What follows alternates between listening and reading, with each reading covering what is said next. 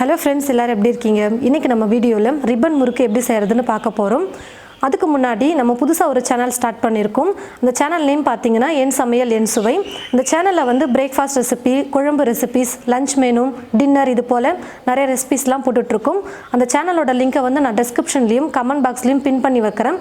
போய் பார்த்துட்டு சப்ஸ்கிரைப் பண்ணிக்கோங்க. இப்போ வாங்க ரிப்பன் முறுக்கு எப்படி செய்கிறதுன்னு பார்க்கலாம்.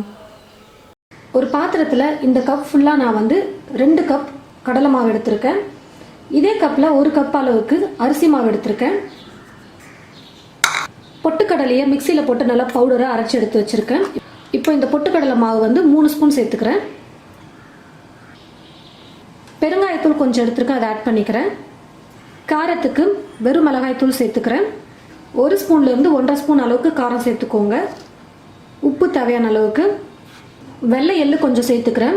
உங்ககிட்ட வெள்ளை எள்ளு இல்லைன்னா நீங்கள் சீரகம் கூட சேர்த்துக்கலாம். வெண்ணெய் கொஞ்சம் சேர்த்துக்கிறேன். ஒரு 3 ஸ்பூன் அளவுக்கு நீங்கள் சேர்த்துக்கோங்க. ஃபர்ஸ்ட் இப்போ இது எல்லாத்தையும் சேர்த்து நல்லா மிக்ஸ் பண்ணிக்கலாம்.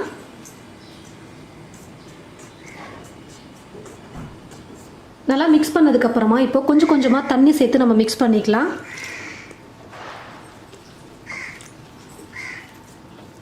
பாருங்கள், மாவு வந்து நல்லா நான் மிக்ஸ் பண்ணிட்டேன். ரொம்ப இலக்கமாக இருந்தால் எண்ணெய் குடிச்சிடும். அதே சமயம் கெட்டியாக இருந்தால் நம்மளால் பகோடா மாதிரி சுற்றி எடுக்க முடியாது. ரொம்ப டைட்டாக இருக்கும், கஷ்டமாக இருக்கும். பாருங்கள், இந்த பதத்தில் கை வச்சு நம்ம லைட்டாக ப்ரெஸ் பண்ணோம்னா மாவு உள்ளே போகணும். அந்த அளவுக்கு நம்ம மிக்ஸ் பண்ணால் போதும். இப்போ கரெக்டான பதத்தில் நம்ம மிக்ஸ் பண்ணி வச்சுருக்கோம். இப்போ முறுக்குழாவில் வந்து நம்ம எண்ணெய் வந்து ஃபுல்லாக அப்ளை பண்ணிக்கலாம். ரிப்பன் பகோடா தட்டிலையும் கொஞ்சம் நம்ம எண்ணெய் அப்ளை பண்ணிக்கலாம். மாவு வந்து கொஞ்சமாக எடுத்துக்கிட்டு இப்போ நம்ம முறுக்குழாவில் போட்டுக்கலாம்.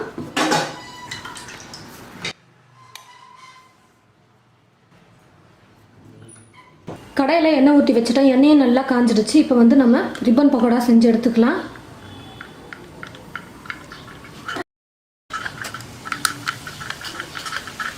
பாருங்கள், இதே போல் எண்ணெயில் நம்ம விடாமல் அப்படியே செஞ்சு எடுத்துக்கிட்டு அதுக்கப்புறமா நம்ம உடச்சி எடுத்துக்கலாம்.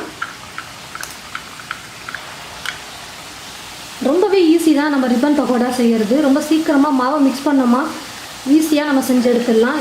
இது போல் தான் ஷேப் வரணும், அது போல் தான் ஷேப் வரணும், நம்ம பார்த்து செய்ய வேண்டியதே இல்லை. எண்ணெயில் எடுத்து நம்ம பாட்டுக்கு சுற்றி விட்டோம்னா போதும். இப்போது இன்னொரு பக்கம் நம்ம திருப்பி போட்டுக்கலாம்.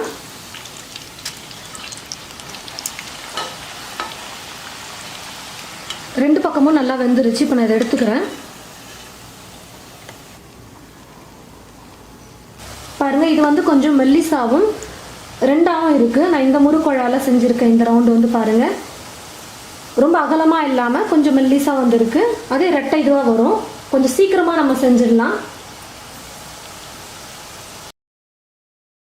பாருங்கள் ஃப்ரெண்ட்ஸ், ரிப்பன் பக்கோடா சூப்பராக ரெடி பண்ணிட்டோம்.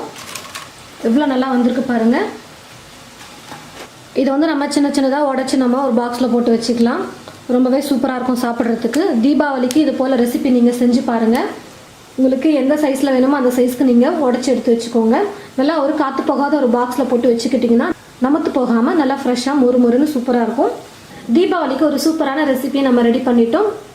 இது போல் ரிப்பன் பக்கோடா நீங்களும் உங்களுடைய வீட்டில் செஞ்சு பாருங்கள். ட்ரை பண்ணி பார்த்துட்டு எப்படி இருக்குன்னு மறக்காமல் கமெண்ட் பாக்ஸில் வந்து கமெண்ட் பண்ணுங்கள். இந்த ரெசிபியை மற்றவங்களுக்கும் ஷேர் பண்ணுங்கள். தேங்க்யூ.